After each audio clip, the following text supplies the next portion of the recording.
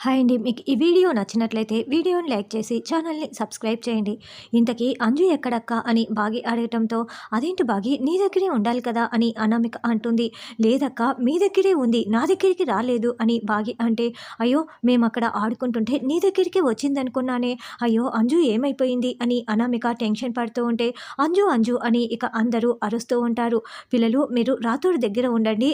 ఆకాష్ నువ్వు బాకీ దగ్గర ఉండు అని అంజు అంజు అంటూ అనామిక వెతుక్కుంటూ వెళ్తూ ఉంటుంది. అప్పుడే అమర్ అక్కడికి వచ్చి ఏమైంది బాగి అని అడగటంతో అంజు కనిపించట్లేదండి అని చెప్పటంతో, అదేంటి బాగి అంజు కనిపించట్లేదా అని అమర్, వినోద్, చిత్ర తలకు వైపు వెతుకుతూ ఉంటారు. ఇక మనోహరి, రణవీర్ ఇద్దరు ఒకరిని ఒకరు చూసుకుంటూ చాలా సంతోషపడుతూ ఉంటారు. చూడు రణవీర్, నేను కూడా వెతుకుతున్నట్లు నటిస్తాను, లేకపోతే డౌట్ వస్తుందని మనోహరి వెళ్తుంది. రణవీర్ వెంటనే రౌడీలకి కాల్ చేసి, రే ఆ పాపను తీసుకువెళ్ళి పోయారు కదా అని అనడంతో, ఎక్కడ తీసుకువెళ్ళామన్నా మేము ఆ పాపను తీసుకొని స్టార్ట్ అయ్యామో లేదో ఆటో పనిచేయట్లేదు, ఆగిపోయిందన్నా, ఇందాక నుంచి ట్రై చేస్తూనే ఉన్నాము, అసలు కదలడం లేదన్నా అని చెప్పటంతో, రే వెదవల్లారా ఏం చేస్తున్నారా, ఏదో ఒకటి చేసి ఆ పాపని అక్కడి నుంచి తీసుకువెళ్ళి పోండ్రా అని రణవీర్ అనడంతో, అలాగే అన్నా అలాగే అని రౌడీలు చెప్తూ ఉంటారు. ఇక అందరూ కూడా అనామికని వెతుకుతూ ఉంటారు. ఇందాక పిల్లల విషయంలో ఆ అనామిక నన్ను తిట్టింది కదా, అనామిక దగ్గర ఉన్నప్పుడే కదా అంజు తప్పిపోయింది, ఇప్పుడు అనామిక సంగతి చెప్తానని చిత్ర మనసులో అనుకుంటూ ఉంటుంది. ఇక కనపడలేదని చెప్పి అందరూ మళ్ళీ ఒకచోట గుమికూడుతారు. మీకు కనిపించిందా అని అడగటంతో అందరూ కూడా కనపడలేదనే చెప్తారు. ఏంటి అనామిక, పిల్లల బాధ్యత నాది అని చెప్పావు కదా, ఏంటి ఇదేనా చూసుకోవటం అని అనామిక అంటే, చిత్ర ఏం మాట్లాడుతున్నావు అని వినోద్ అంటాడు.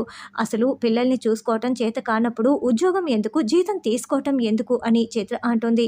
చూడు చిత్ర, నువ్వేం మాట్లాడుతున్నావో నీకు అర్థమవుతుందా, అక్కకి పిల్లల్ని చూసుకోవటం చాలా బాగా తెలుసు, ఎవరి గురించి ఏం మాట్లాడుతున్నావో ఒళ్ళు దగ్గర పెట్టుకొని మాట్లాడు అని బాగి వార్నింగ్ ఇస్తుంటే, మరి అంజు ఎక్కడ బాగి అని మనోహరి ప్రశ్నిస్తూ ఉంటుంది.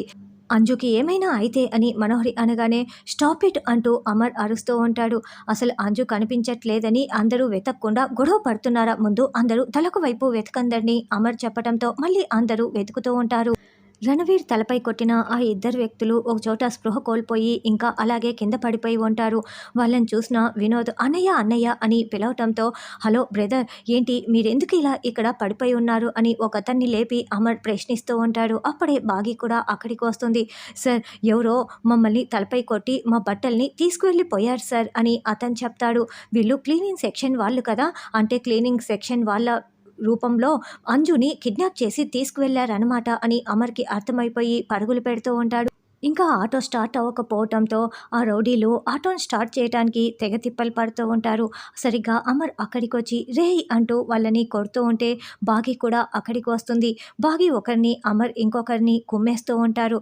అయితే బాగిని రౌడీ కింద తోసేస్తాడు. లే బాగి అంటూ అమర్ బాగిని లేపి మరీ రౌడీలపై విరుచుకుపడిపోయి కొట్టేస్తూ ఉంటాడు. ఈ లోపల వినోద్, రాథోడ్ అందరూ కూడా అక్కడికి వచ్చి రౌడీలని కొడుతూ ఉంటారు. అయితే ఒక రౌడీ అమర్ని కొట్టబోతూ ఉంటే, ఏమండి ఏమండి అని బాగి అరుస్తూ ఉంటుంది. వినోద్ కూడా దెబ్బలు తగిలి కింద పడిపోయి ఉంటాడు. దాంతో బాగి వెలువెల్లాడిపోతూ ఉంటుంది. ముందు నా సంగతి కాదు, అంజు సంగతి చూడండి అని అమర్ గట్టిగా అరుస్తూ చెప్పటంతో ఇక వినోద్ వెంటనే ట్రాలీ ఎక్కేసి ఆ చెత్తల మధ్యలో ఉన్న అంజుని బయటికి తీసుకొస్తాడు. ఇక బాగి ఒళ్ళో పడుకోపెట్టుకొని, ఏమండి అంజు అండి అంజు అండి అని చెప్తూ ఉంటుంది. ఈ లోపల రణవీర్ కూడా అక్కడికి వచ్చి రౌడీలని కొడుతున్నట్లు నటిస్తూ ఉంటాడు. ఇక రౌడీలు పారిపోతూ ఉండటంతో అమర్ గారు నేను చూసుకుంటాను, ముందు మీరు అంజు సంగతి చూసుకోండి అని రణవీర్ రౌడీలని వెంట పడుతున్నట్లు అక్కడి నుంచి పరుగులు పెడతారు. ఇక అమర్ అంజుని తీసుకొని పరుగులు పెడతాడు. అలా అంజుని తీసుకొని ఇంటికి వస్తారు. అంజు బెడ్పై ఇంకా స్పృహలో లేకుండా పడుకొని ఉంటుంది. ఆడవాళ్ళందరూ కూడా అక్కడ ఉంటే అమర్, రణవీర్, వినోద్, సదాశివం మాత్రం హాల్లో ఉంటారు. ఎవరు పాపిష్టి కళ్ళు నా మనవరాలిపై పడ్డాయో ఏంటో, చిన్న పిల్లని చూడకుండా ఇంత కష్టపెడుతున్నావు ఏంటి దేవుడా అని నిర్మలమ్మ ప్రశ్నిస్తూ ఉంటే, చేస్తున్నది మనుషులే అయినప్పుడు దేవుణ్ణి ప్రశ్నించి ఏం లాభం అత్తయ్య అని బాగి మనోహరి వైపు చూస్తూ చెప్తూ ఉంటుంది. అసలు వాళ్ళని వదలకూడదు, సార్కి చెప్పి పోలీస్ కంప్లైంట్ ఇవ్వమని చెప్పాలి, ఈ పని చేసిన వాళ్ళకి సహాయం చేసిన వాళ్ళకు కూడా శిక్ష పడాలి అని అనామిక అంటే, ఇక్కడేమో రణవీర్ అసలు ఇప్పుడు పోలీస్ కంప్లైంట్ ఇచ్చి ఏం లాభం అంకుల్, మనమే కొంచెం జాగ్రత్తగా ఉండాల్సింది, ఇంకొంచెం జాగ్రత్తగా ఉంటే సరిపోతుందని రణవీర్ అంటాడు. సరిపోదు రణవీర్, నా కుటుంబం జోలికి వచ్చిన వాళ్ళ ప్రాణాలు ఖచ్చితంగా తీసే తీరుతాను.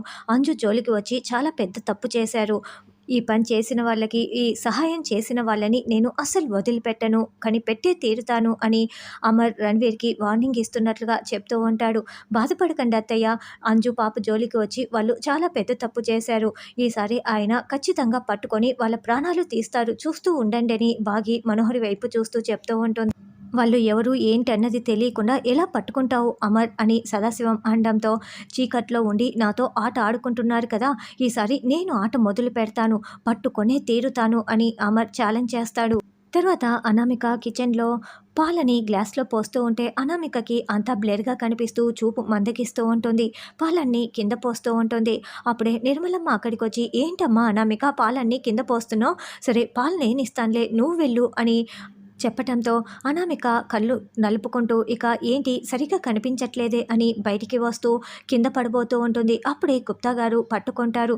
గుప్తా గారు అని, నాకు ఏంటి సరిగ్గా కనిపించట్లేదని అనామిక ప్రశ్నిస్తూ ఉంటుంది. నువ్వు ఈ లోకంను వదిలి వెళ్ళాల్సిన సమయము ఆసన్నమైనది బాలిక.